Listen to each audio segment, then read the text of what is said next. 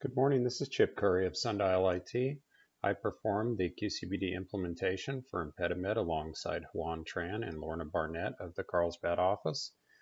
This training covers the QCBD electronic quality system, including accessing the system, the document control and change order modules, and the training module.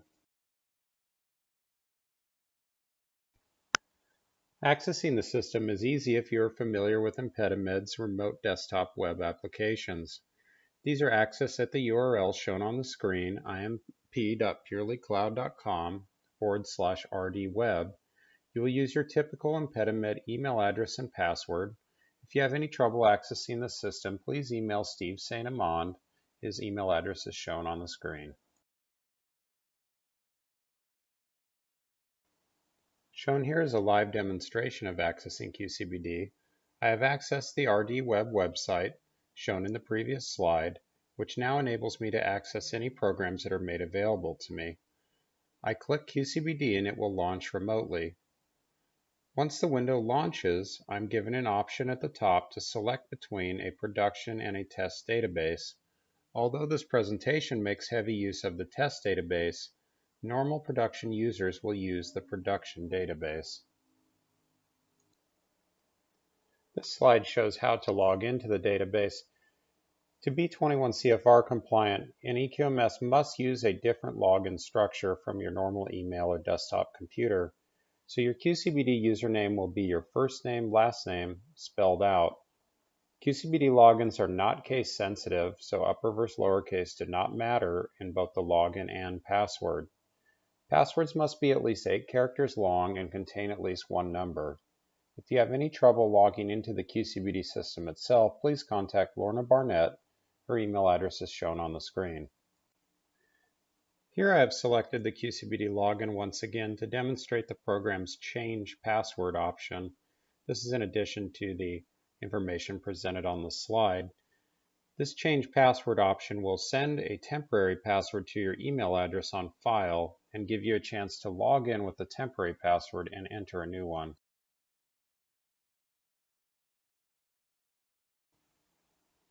Moving on in the presentation, we are now going to go to a demonstration of QCBD's document control module. QCBD has 8 modules. Impedimed has thus far implemented document control and training. QCBD is menu driven. On the right-hand side of the slide, you can see the modules listed in the program. To start accessing the document control module, you will click it on the left-hand side of the screen. Once again, I have pulled up the QCBD program as end users will see it, and I am logging into the production database as the administrator user. Along the left-hand side of the program, I can see all available modules, and I have selected Document Control. Selecting a module on the left-hand side enables the right-hand side menu. All of the modules work in a similar manner. Up top, you have options like Find an Item and Create a New Item, and down below you have your various classes of documents. For purpose of this presentation, we will be working with the manufacturing procedure document type as I have selected under class. All examples in this presentation will use the MP class. Once I have manufacturing procedures selected, if I were to select Create a New Item from the top menu, that would create a new manufacturing procedure and attach it to a change order. Here I'm going to select the Find an Item option to pull up a list of all MPs currently in the system. Shown here is QCBD's record search screen, specifically for the MP record type. Down in the bottom left, I have the option to click the Filter Records button, which will allow me to query all available records using different fields. This is typically not necessary when searching a specific document class.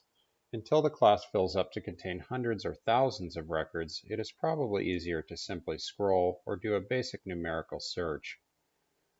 I'm going to be selecting MP004 for all examples in this presentation. This is the Impedimed SFB7 end product manufacturing procedure. When I have it selected, I can see more information about this MP, including its rev. It's currently on J. the release date of RevJ, May 15, 2018, its category, MP, its class, once again, manufacturing procedure, its initiator, Lorna Barnett, who is the initial initiator for all documents uploaded into the system, its issue date of May 14, 2018. This is the date everything was first uploaded into QCBD. So all subsequent revs will have a new release date, but the issue date will always be this first day things were put into QCBD, unless of course a document is uploaded at a later date. Next is its next review date of May 14, 2020. This is computer generated to be 2 years out from the issue date. Next is a field that will almost always be checked yes, which is this a quality record. An example of something that would not be a quality record might be a memo or something that is not used with change control.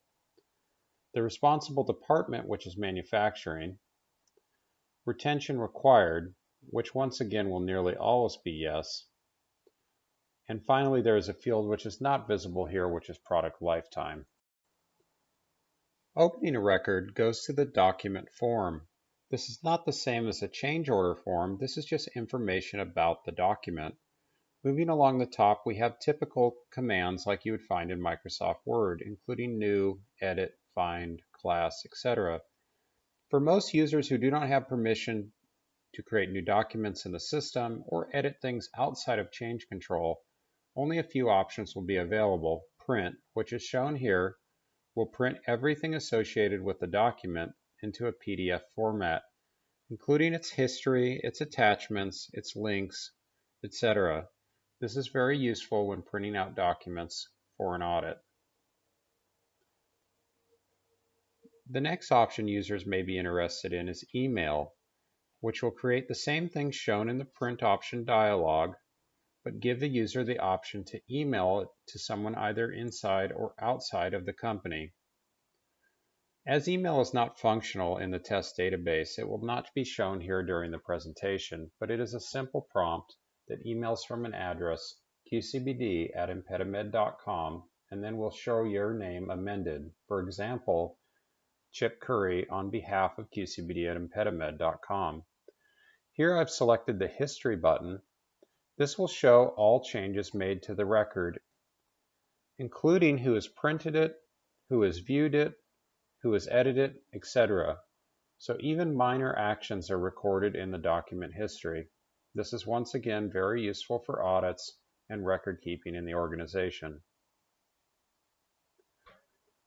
Moving down into the document, you find information that would have traditionally been kept in the header of the document in a paper quality system.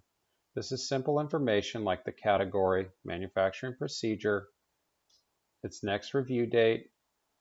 This retention time field, Impedimed only has two options, either product lifetime plus 5 years or 6 years for records which are not in any way related to a product. The responsible department of manufacturing, and then our two small checkmark options on the far right, quality record and retention required, both of which are set to yes and will be set to yes for nearly all records that are added to an EQMS. Down below we have a comments box. This allows us to enter any amount of text that may be relevant to the document. Above my mouse cursor directly, we can see a description of the document, and then above that is its status of release. Moving to the Initiator Information tab, I can see that Lorna is the initiator of this document. Once again, it was issued into QCBD on 5/14, and its most recent release is from 5/15.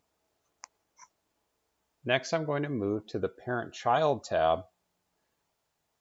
At first, this one can be somewhat confusing for new users. The example we most commonly use is a BOM would be parent to many child parts, or a reference document such as a design history file may be parent to many documents that went into creation of that product.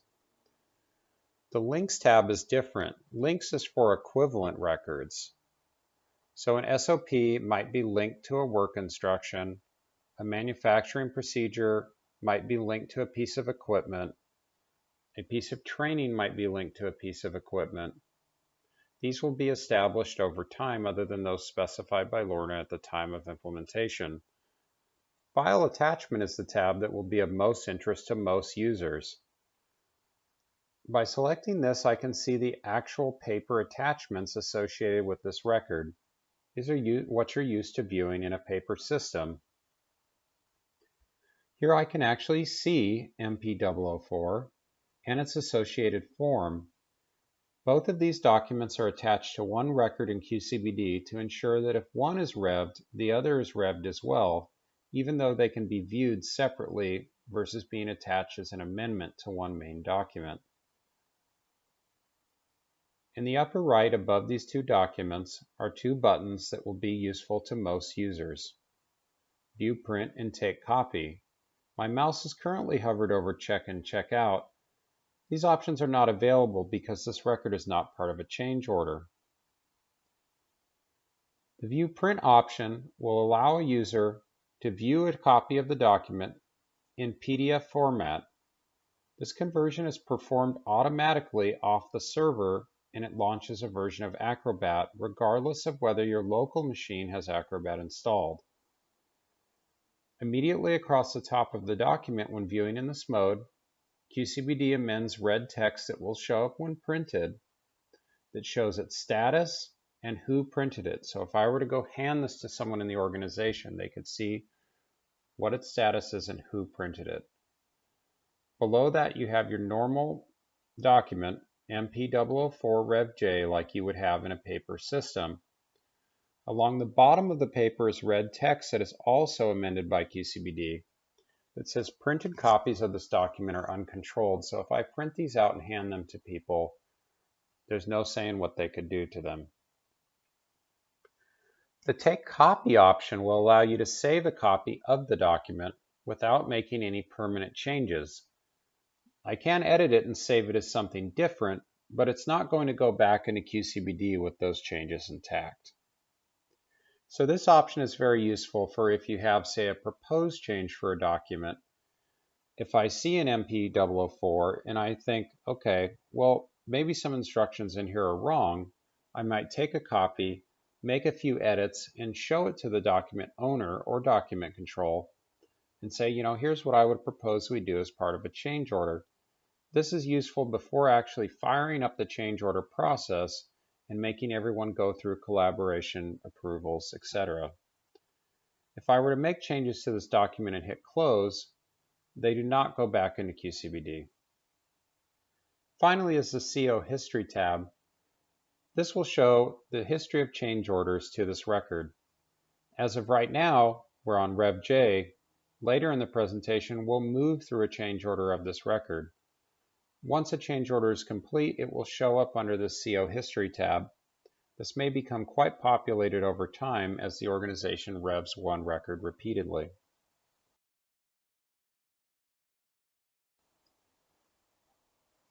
That concluded the live training on the use of the document control module.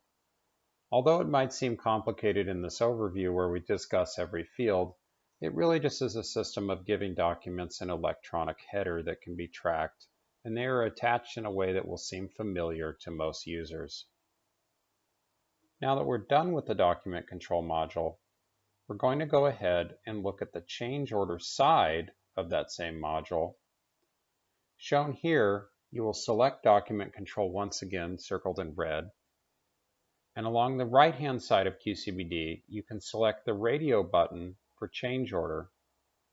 And then find a change order, circled in green, will actually bring up the change orders.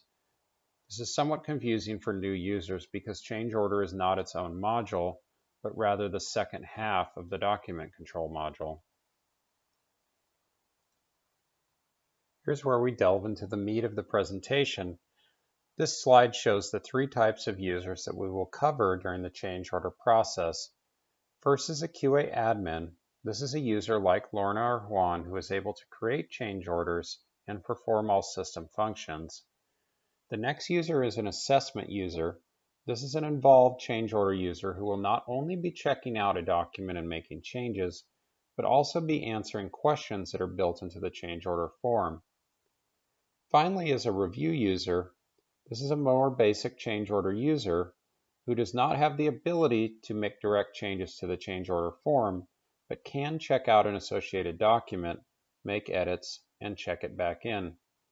This is the most typical type of user that will participate in a change order and work through the collaboration process. We'll now switch to a live training on the use of change orders.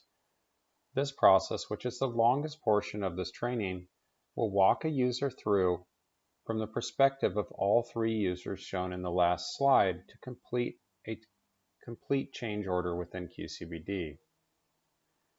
As you can see here, I've pulled up the program, I've selected the test database. We do not want to execute change orders on documents in the live database, and I've logged in as my admin user. The starting screen here is the same in both sides of the database. I can see here in the bottom left corner that I am logged in as the QA admin. I'm going to select document control on the left as before, but then select the change order radio button on the right side of the screen. This switches the module into change order mode and gives me the ability to click the create a new change order button. At this point, we are seeing the change order screen for the first time. Text denoted in blue anywhere in QCBD means a required field. These fields must be filled out before the record can be saved. This change order form is a close digital mirror of your previous paper form that Lorna and I worked together on to build out the fields and options. Along the top of the form, you can immediately see there's blue text for a change justification, very similar to the most important field on a traditional change order form. On the main page of the form is everything that quality will typically complete as part of the change order notice. Not all of this will be known immediately. I'm going to give a sample justification of MPO4 needs to be updated for purpose of June 28, 2018 training. I must select a change category as that is in blue, so I'm going to hit the little radio option next to the field. Now that I've selected the radio option, I can see different options for change. I've selected document as that will be the most appropriate one to most change orders, and I am now able to save the record, having completed all of the blue fields. We'll quickly discuss other fields on this form. You can see here, once again from your paper form, options like type of change, who to distribute or release CO to, the requested effective date, and then most importantly along the bottom here, which departments must perform an assessment as part of this CO. I'm going to hit edit and indicate that operations must perform an assessment to revise this MPO4. This is a key part of the training as my operations user, who serves as the second review user, will need to come in, check out the document, make changes, and then complete an operations assessment. Clicking this box allows him to know when referencing the main page of the change order that an operations assessment is expected by quality control. With the operations assessment indicated as yes, I'm going to make sure to hit save to update the record. To demonstrate what I mean by assessments, we're now going to switch tabs to the operations assessment. These are forms that were previously found on your paper DCO form that apply to the operations department. So the idea is a department head or representative for this department will come through and complete this part of the form as part of the change order process. These fields are mirrored off the form, including dispositions, what to do with goods, what to do with field stock, etc. Here is the engineering and regulatory assessment form. This will not be covered as part of this training, but the same basic idea. An engineering or regulatory person will come in, give a summary of their findings, and indicate whether they've done the assessment. The Change Items tab includes everything that is part of the change order. A change order in QCBD can include any number of items. You can throw 100 items on one change order if you want. We're going to be selecting our MP004 document and form to rev them both at the same time. After I add them to the Change Items tab, I can see that the old rev is shown. We're in the test database here, so we're on K. And here I can enter a new rev, which I'm going to take to J. QCBD warns me that J has already been used because we went from J to K. We're now going to go up to L, and then also make sure to check these boxes requires training. This means that every user at Impedimed who's required to train on the MP004 document will automatically be prompted to retrain on this new revision. This ensures that users stay up to date with any changes in the organization.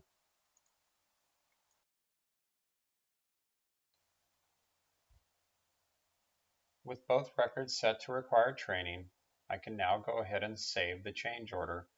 Both of these items are now added to the change order, and their respective status on their document forms will be updated to pending, which lets anyone know who was to print them out or to take a copy that those two documents are part of a CO and are undergoing change. I've now switched to the Tasks tab. Tasks are how you let other users in QCBD know that they need to do something for this change order. This is how you spark the collaborative process. If I go back to my main change order notice tab, once again working as a QA admin user, I can see that the operations assessment box is checked to yes. So I'm going to need to add a task to let my operations assessment user know it's time for him or her to come into the QCBD program, go into the change order, and start completing their assessment. I'm selecting from a list of available users here. In the live database, all Impedimed users are shown, but for now in tests, we're going to select my assessment user and go ahead and select the estimated due date of today. Now this probably isn't realistic in the real world, but for purpose of training, we're going to set June 28th and lay out a task. As I'm writing here, oh, hello assessment user, please complete the ops assessment and go ahead and check out the document in the process and make whatever changes are necessary. When you are done, please pass the approval coordinator role to the next person in line. This is a process we're going to explain next that is very important to the sequential collaboration within QCBD. I can see now that this assessment user has a task in the system. Its current status is no action. This user in the production database will now receive an email notification. Hello assessment user, you have a task waiting for you within QCBD.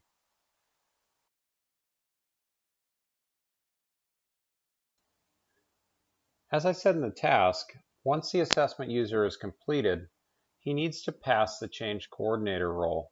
This can be a little confusing to first-time users. Change coordinator is basically the hot seat in QCBD.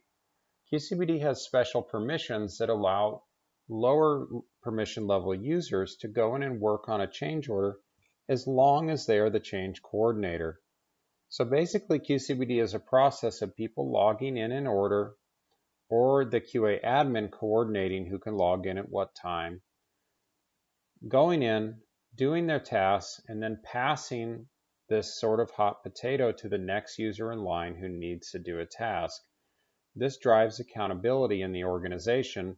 One person is coordinator at a time. They do their tasks, they check out the document, make changes, etc.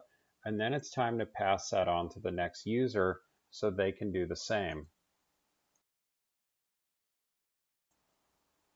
A common question we nearly always get at this part in the presentation is what if that user isn't available or is on a plane or is traveling? The QA admin has the right to go in at any time and change the change coordinator back to themselves or someone else in the organization. The idea is on a day-to-day basis, you use that change coordinator role to sort of pass accountability around the office and get things done in the order they should be. At this point, of course, I need more than just my assessment user to participate. As mentioned in the presentation, I also need a review user. A review user is a more basic level user who will not be editing the form. This user actually does not have permission to edit the form at all, even if they are change coordinator. All they can do is update a task check out a document, make changes, etc. This is very typical in the organization for someone who is not a head of a department or a high-level user, but needs to collaborate on a change order and make sure things are okay. Once again, I'm filling out a task here. This time it's addressed to marketing. They don't have an assessment, but they're going to be looking at the document. Once again, please check out MP4, see how it affects marketing, make changes. When you are done, pass Approval Coordinator back to QA. So the assumption is the assessment user has passed Change Coordinator to them. They can do their job, and then they can throw it back to QA as a way of letting QA know, hey, we're done. It's time for you to come in and do your final check. If they forget to do that, of course, the QA admin can always come in and revert it back themselves. At this point, I can see both of my tasks. They're here in sequential order. The first one is to the assessment user, letting them know, hey, you need to come in, you need to check out this document, make changes and do an assessment. Pass that coordinator down to the review user. Then they're going to come in, check out the document, make their changes, and then pass it back to QA. Once again, that second user is unable to go through and edit this form, which is just fine for most people in the organization. At this point, my work as the QA admin is done for now. There's nothing more I can do until my fellow Impedimed employees start collaborating on this document. So I'm going to go to the Approvers tab, select the little radio button, and as you saw on the screen, change the change coordinator to the assessment user. This will prompt that user through email notification and QCBD, as we see here, that it's their time to come into the program and start working on their portion of the change order. In the real world, you would always click yes here, but as email does not work in the test database for purpose of this presentation, we're going to hit no. I'm going to return to the menu and log out, and now I can log in as my second user, the assessment user.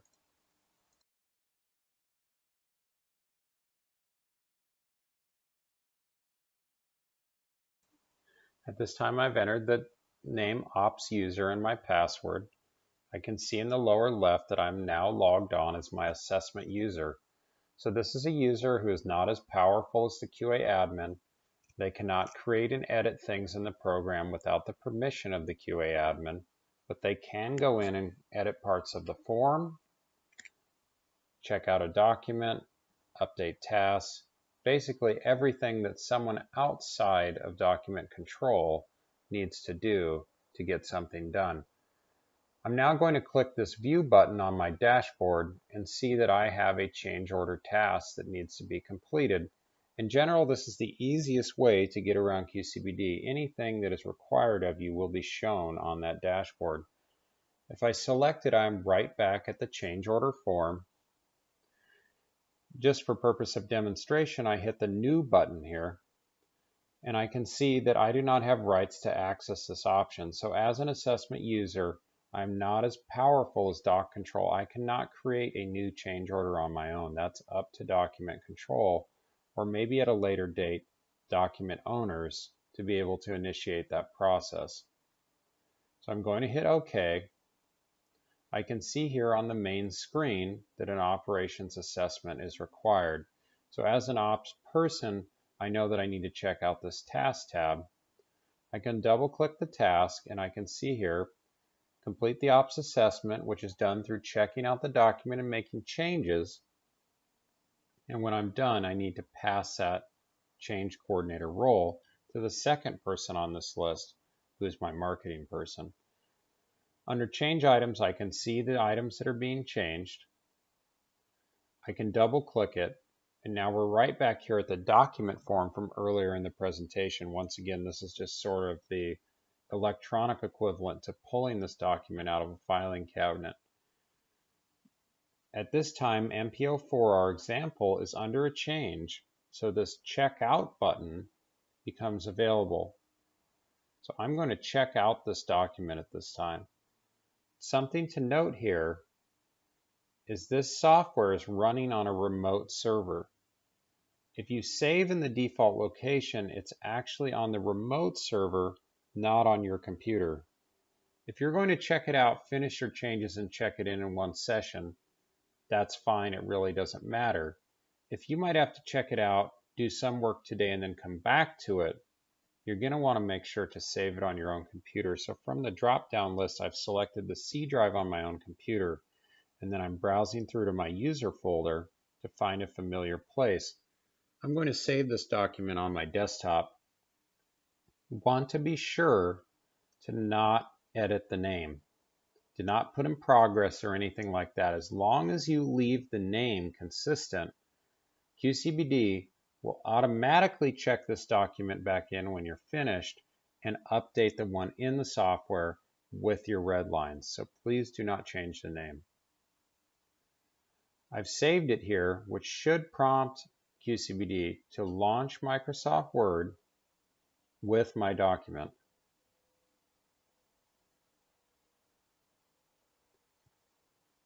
Here my document is open. In Word 2013 and newer, you're going to have to hit this Enable Content button. There's nothing we can do about that. That's security. The very first thing I do when I open a document in QCBD for changes is go to Review tab in Word and make sure Track Changes is on. This is the typical red line process. This is what's going to let other users know who are collaborating with me what I've gone through and changed.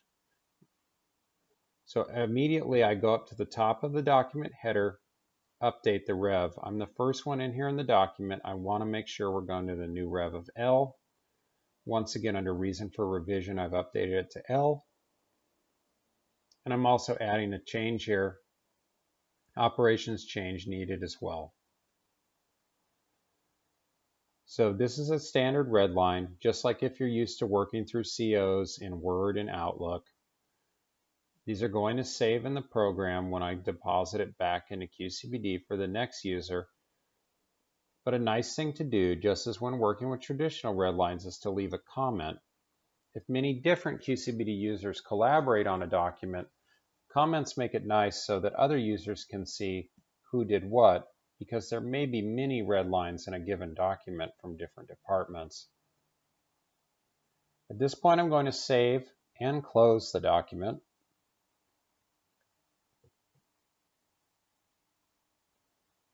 And then I'm going to select it here on the form and take advantage of QCBD's check-in feature. I can see that it's currently checked out and who has checked it out. This means it's not available to anyone else. Once I check it in, QCBD automatically sucks it up off my computer. It's deleted off wherever I was saved on my computer to prevent future duplicates, and it is now in the program with my red lines. So at this point, we're going to hit the View Print button to confirm that my red lines are intact, and indeed they are. Up at the top of the document, once again, you have the amended information, the new rev, its status of pending, when it's been printed, etc. So if I print this out and go hand it to someone in the organization, they know this is not a production document that they should use to build something. It's part of a change order. So at this point, we've gone ahead and confirmed our red lines, which is not necessary, but a nice step. So we're going to close the document out of view mode and then close its document form here. We can see it's checked back in. And at this point, we have to remember that we're an ops assessment user, not just a regular review user.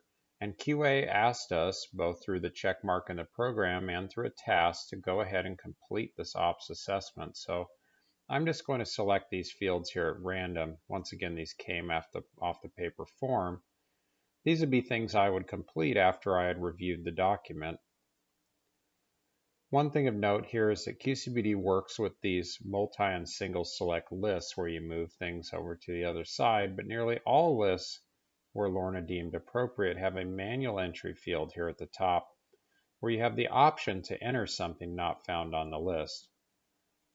It's best not to abuse this feature, as the preset list options are nice for reporting down the road, but if none of them are appropriate, we can use this to enter a new one.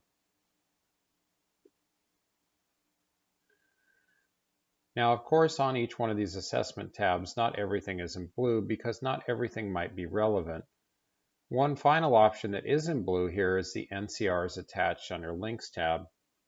Impedimed has yet to implement the NCR module, But when it is implemented, it will be part of the company's process to go through here, hit this checkbox if there are relevant NCRs, and then visit the Links tab on the CO to link up any non-conforming records that are relevant to this CO. So here I've hit yes, and I'm going to hit save.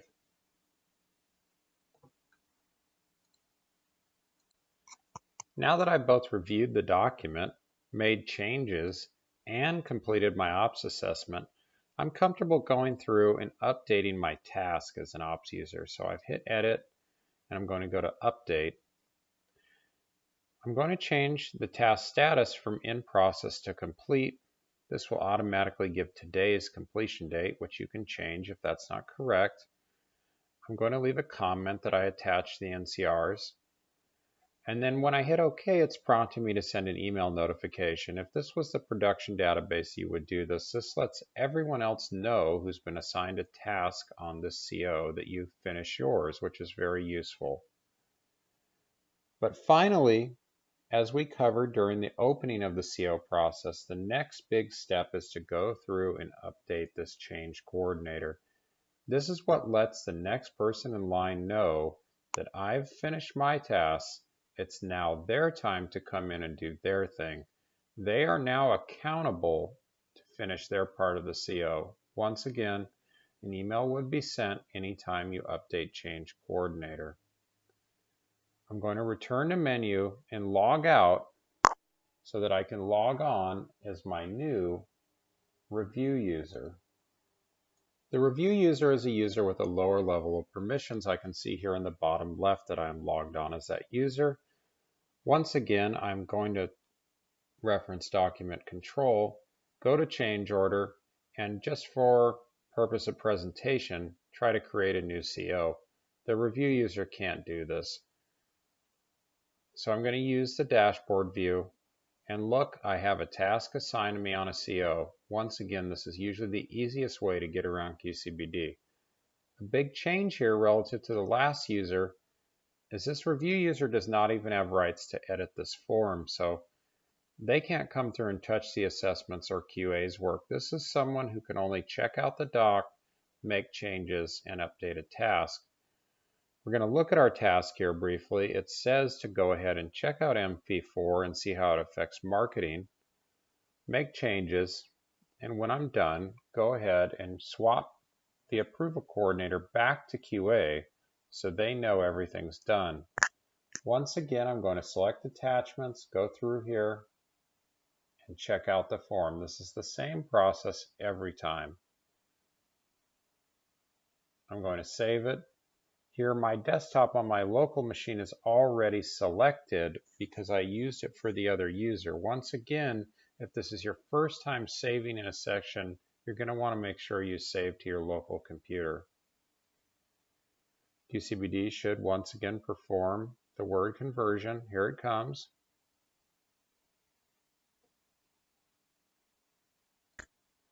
And now I'm right back to this red line document. I can see myself. Now in the real world, this would be someone else because they would be an independent user of QCBD, has already come through, updated the rev, and made a red line here. That an operations change is required. I'm going to make another red line for examples mistake down on line 2.1. Marketing doesn't like this. Once again, I'm going to leave a comment saying why marketing doesn't like the change. If I was a different user each time, this would be very helpful to subsequent users to know who had done what. I'm going to save the document, confirming that the revs are correct, and then we're going to follow the same process as the assessment user and go ahead and check in this document.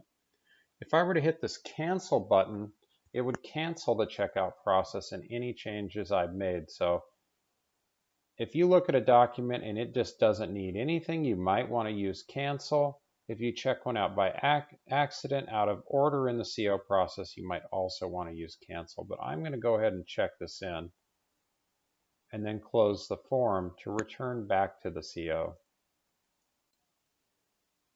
So I can see on the main page here that an ops assessment was required, but at this point there is no marketing assessment, and my user here does not have the rights to make any changes to this form. So all I can do is check it out, make my updates, and then check it back in. So at this point, I'm relatively safe to go ahead and update my task, given that I've done all that I can do in the software. So I'm going to leave a comment. Marketing really doesn't like this change, and make sure to update my task as complete. This little button here below the action, I can double click to make complete or single click to make in process. It's sort of redundant, but it's there. Once again, we're going to be prompted to send an email notification. In the real world, we would do this.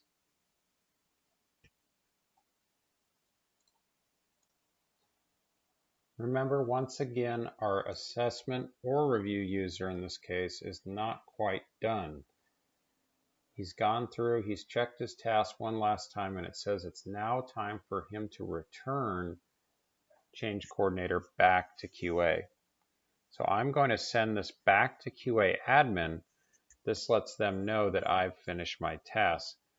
Once again, if any user in the process does not do this, the CO is not frozen. Doc control can come in and sort of change this up at any time. But doing it in this sequential order encourages accountability and teaches users a process.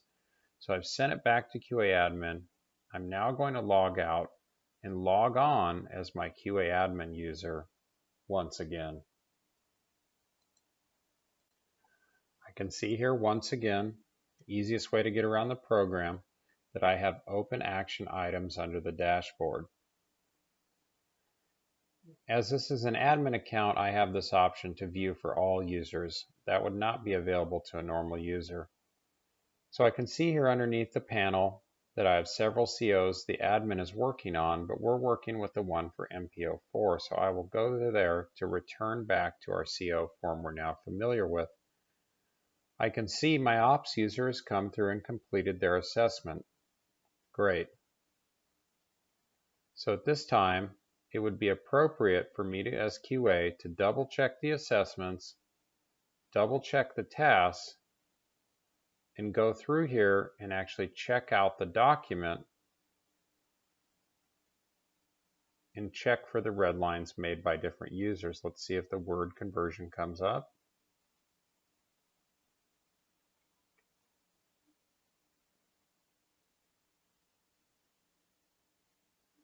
We can see here the red lines each made by me. In the real world, these would each be by a different user. And I'm going to go on over to track changes. For purpose of this training, at this time we're going to accept all the red lines. In reality, this might not happen until after document approval before go live, but the process is going to be the same either way.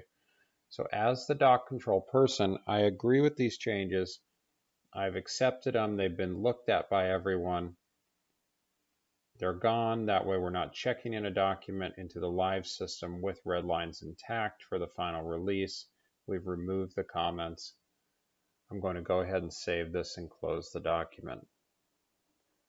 At this point, we've basically finished the CO except for final approval. So I'm going to follow the same process as the other two users. I'm going to go through here and I'm going to check the document back in. It now has its changes agreed upon and its comments removed. Once again, you might not want to do this until after final approval. The process for document control is going to be the same.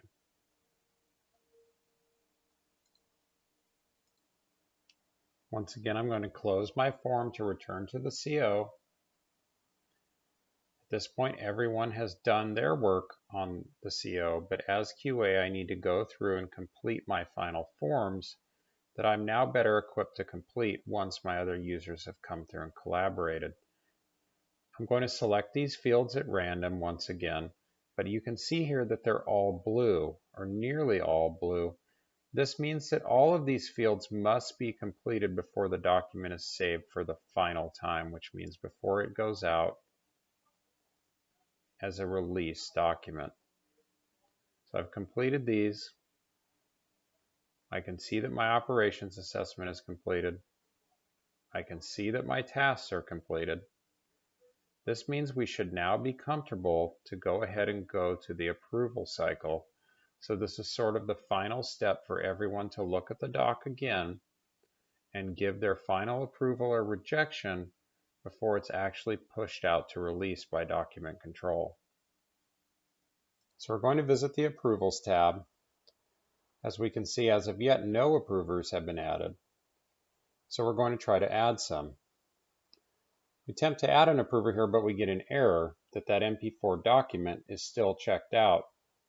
This is included in the training because it shows that if anyone during the process checks out a document and fails to put it back in, it will halt this whole CO. This is to keep errors in the document from going out to release, unaccepted red lines, etc. So with our document checked back in, we're going to edit the record and try to add some approvers. On the left, we can see we have a group of authorized approvers. This is configured in the back end, and in the real world would be much longer. On the right, we have a group of pre-selected approvers. This is also configured in the back end. These are more or less default approvers for each document type. So this CO has two default approvers of our QA admin and our assessment user. This is the person that completed the ops assessment during the training. We're going to go ahead with these defaults and add them both to the record so that we can get an approval cycle going. You can see here in blue that this document requires at least two approvers to release.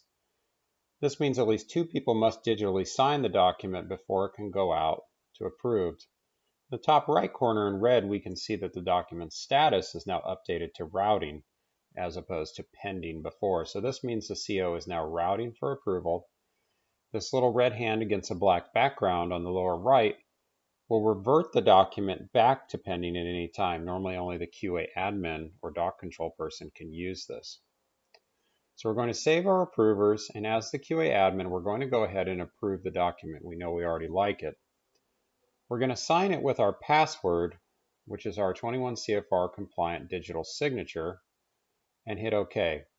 Every CO must be signed with your password. Remember, we also need our ops user to sign the document. So now we're going to log out and log back in as our ops user, and hopefully he or she also thinks the document's ready to go. So once again, from our main screen here, we're going to take advantage of our little dashboard view to quickly find the tasks that we need to approve and go back to our CO. We can see here we have a task. Our responsibility is to be an approver as to before we might have a task to do an update. This time we need to do an approval, so we're going to go back here to our CO, look at the Approvals tab, and then double check our operations assessment. We can see here that we've left out a lot number. So for purpose of demonstration, our ops user is going to reject the approval. He also must sign this with his signature, and it is a best practice to leave a comment at this time. I'm going to say our ops user forgot his lot number on the form. However, it's not so easy for our ops user to go back and correct this. Anytime you reject an approval, it's going to prompt a mandatory email. There is no question asked. Once again, this is not functional in the test database, but it's useful to show here. So we're going to go ahead and close this email and then try to go back and correct our error of leaving out the lot number as our ops user. We can see the documents now back in pending versus routing for approval, and our ops user is going to go to edit, but he is not the approval coordinator. Remember, he had to be passed that role by the QA admin in order to finish his CO. So at this point, our QA admin could pass him the approval coordinator role again and make everyone go through everything. But one of the roles of doc control is to go in and correct mistakes. So our doc control user is going to go in, and since the doc control person is the default approval coordinator, they can go ahead and edit this document and add the lot number for the ops user. This just saves a little time. Now we're right back here to the Approvals tab, and we're going to try to send this thing for another approval cycle with our lot number, and hopefully our ops user likes it this time around. We can see here under the History button that everything we've done on this CO has been recorded, including the rejection of the approval cycle by our ops user. So as our QA admin, we're going to edit and then add our approvers again. We're going to go with our same 2 default approvers. Once again, we can see the document requires at least 2 approvers and now is back in routing mode. We're going to sign it with our signature once again and leave a comment of "let's get it right." I'm going to return to the menu, log out, and log in as our ops user, who can then see if he likes things. Our ops user is going to use the dashboard again. He's going to find the change order and go ahead and double check that the lot number has now been added, and there it is, 1, 2, 3, 4, 5, 6. At this point, our ops user is comfortable approving the document, so he's going to go here to the approvals page and also sign it with his signature and leave a comment to QA. Thanks for adding that lot number. So at this point, the document has been approved. Anytime there's an approval, it's going to prompt a mandatory email to everyone who's involved with the CO. We can see in the upper right-hand corner in blue text, it is now approved, but it is not yet released. This white and blue arrow on the right would change it to released, but an important option is down here at the bottom, this little radio button for training required prior to release. If we were to hit this and then notch it for release, it would actually hold it back until everyone is trained on it and then release it automatically with no further action required on the part of document control. This is a very useful option depending on how you perform training in your organization. So once again, we're logged on as the ops user, and this is useful to show. The ops user can potentially be a change coordinator if passed that by QA admin, but by default, the ops user cannot release a document. Only the QA admin can do that. So we're going to log in as our QA admin again on the assumption that they now want to go ahead and release the CO and the new rev of our MP4.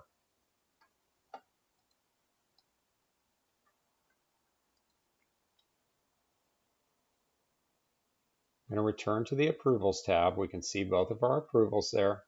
And now we're going to release the CO as the admin. Release this change order, yes. The QA admin must sign the change order with his or her signature, once again for 21 CFR compliance. And the CO is now released. There's a lot of email addresses there at the top. Every person who is required to train on this document is going to receive a notification. Hey, we've taken MP4 to its new rev of L. You all have this as required training. You need to log in and do your training again. This is an easy automated process that makes the life of doc control and the training administrator in the organization easier. You can see in the top right, we're now green for go. This CO is released. This means the new version of MP4 is now out in the live environment. As this is the test database, we're okay to do this. But if this was the real environment, we could now go browse through doc control as we did in the beginning of the presentation and find our new MP4. We're now going to go back to our PowerPoint presentation, and we're going to cover the training module. We've had the live training here, as it says, on the use of change orders, but the training module is heavily tied to the document control module. That's because all of your documents have to be in the system before you can require training on them. So the training module is fortunately a much simpler overview than that entire change control process. It will take about 10 minutes from this point. The training module is accessed in the same way as the document control module. Assuming you're logging to the system, you select the training button on the left-hand side of the screen. From that point on, options for the training module are available on the right side of QCBD. We're going to briefly cover viewing training and recording as a normal employee. not a manager or super user, as they have many more options in this module. So at this point, I'm going to log on as one of our validation users who was used to validate the training module. Val user 2 has a few options in the program. He can view his training status, but not those of other employees or reports. So by clicking the training status button here on the right, Val user 2 is able to see what he has trained on and what he is required to train on, respectively, in QCBD.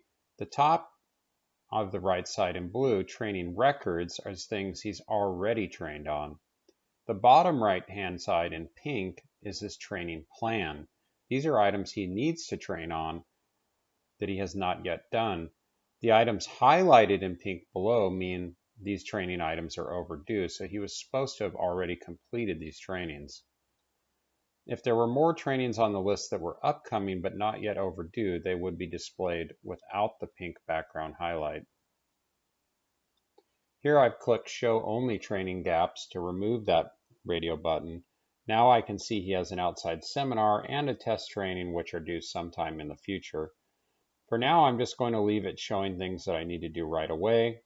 I'm going to select the MP4 we just revved and go to Review Doc. Our Val user 2 is prompted to train on on MP4 because it's been a required training for him and was just revved to L during the CO part of the training. So he is automatically prompted to go in and learn this new revision. Up at the top, per usual, as if he had used View Print, it amends the red text, who printed it and when, and the status of this document. So Val user 2 is going to go through MP4, read that, and then decide he spent the hour on the document required and come back here to record training. A common question at this time during presentations is, well, what if people really don't spend the recommended hour recording training? QCBD has no way to know how long they have the document open for, but managers can remove the right of people to self-train. So if it is suspected that people are clicking through their training rapidly without reading, managers will have to remove that right and conduct more manual training where users log into QCBD, view it, but then it's up to the manager to record their training depending on demonstrated knowledge. So here I'm going to record my own training using the button at the top of my training profile. My comments are, this is a great training, but marketing doesn't like it. On the right-hand side here, I have a couple options. If I was a manager or super user, I could select an outside trainer, another employee, etc. But as a normal user in the organization, which is the point of this training, you're just self-training. You spent 1 hour, you're not able to touch these options. This is just purely, have you read it? Did you do it? Which will be a day-to-day process for most people. For purpose of this training, we're going to hit this little radio button here at the bottom, check here to add supporting documentation. This will be pretty common anytime you take a quiz online or do something that's maybe as part of a presentation. Management might require you to attach a document or a screenshot to prove that you really did the training. So we're going to attach this document here off our desktop, just titled QCBD Training, assuming this is a certification or something that proves we've actually gone through and reviewed MP4 and demonstrated knowledge. So I'm going to add this supporting doc, which will go in the history of my training. I'm going to label it online quiz just as an example. And at this point, I have now recorded my training. So I can see up here under training records that Rev L of that MP4 document was trained today, along with my comments. So managers can come in here, they can review the comments and see what I've done. So I'm going to close that screen and go through another option here called my training profile. This is somewhat similar to the last screen, but allows me to see a couple configuration options for my account. So I can see that the account for Val user 2 is in the department of warehouse. His position is a warehouser and his job function is warehouse. So each one of those things will determine what training are required. These were configured by myself and Lorna Barnett as part of the implementation process on a department level basis. So people in different departments have different required training. If new users are brought into those departments, then they're going to inherit that training. So this window is more just for confirming everything is correct. It shows a hire date. The email address field here must be correct for each user. We can see value user 2, who's only for test purposes, is missing his, but this email address field determines how you receive notifications, whether or not you can reset your password, etc. So as a day-to-day user, it is useful to the people trying to run this system for you to check this, make sure your email address is correct. Please let Lorna or Steve St. Amand know if it is not. As a final part of the training presentation, I'm going to hand the keyboard over to Lorna as I continue to narrate. She's going to demonstrate how to go through and view a training that has an online link. So she's back in the live database. You can see there are many people and training requirements in the live database, as it is for everyone in the company.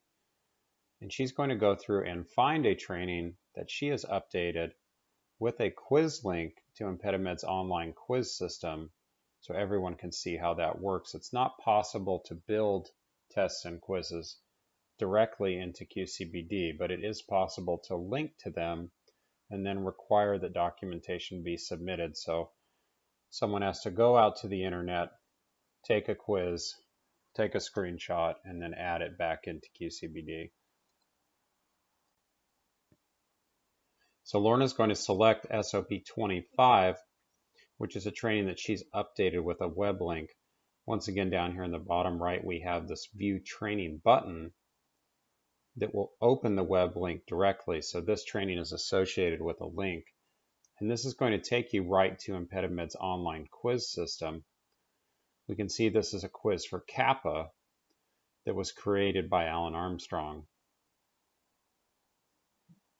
These will always launch in Internet Explorer regardless of your system preferences for quizzes, because this launches off the server as part of the remote desktop system.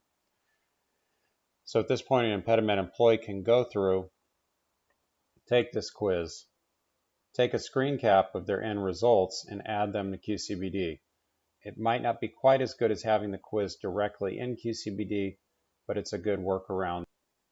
Just to give an example of what this looks like when completed, Lorna is going to visit her training profile here, which we covered earlier in this training on the training module, and select one of these quiz-related trainings she's already completed. So under her training record, she has SOP 8, and on the bottom left, there's training-specific documentation. So these are her exam results that she's uploaded into QCBD. So she can see here SOP 7 exam results.docx. This is a Word file containing a screenshot of her quiz results. So using the buttons to the right there, she can click view, add, edit, etc. We can see here that she's viewed her score. She's got 100%. Great job.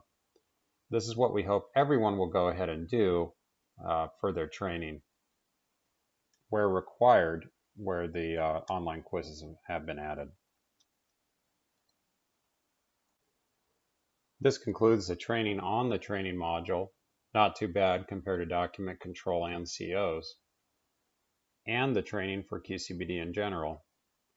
Thank you for tuning in. Once again, I'm Chip Curry with Sundial IT. If you have any questions about QCBD, please do not hesitate to contact me, chip@sundialit.com. Have a great day.